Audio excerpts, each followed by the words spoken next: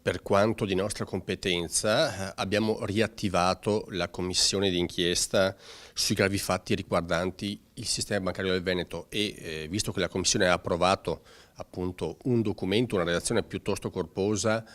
molto particolare anche nei contenuti e nel quadro generale che si evince di quello che è avvenuto appunto attorno alle banche del Veneto. Oggi abbiamo consegnato sia alla Procura di Vicenza sia alla Procura di Treviso il risultato appunto dei lavori di commissione. È un atto di cortesia istituzionale, è un momento in cui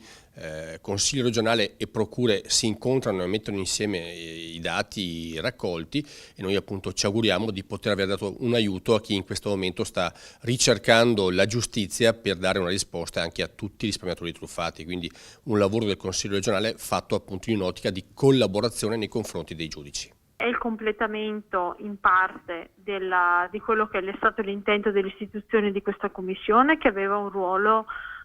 conoscitivo, e pertanto le nostre conoscenze è giusto che vadano chi ha il ruolo ispettivo e sanzionatorio, che è la Procura. Questo è l'obiettivo nostro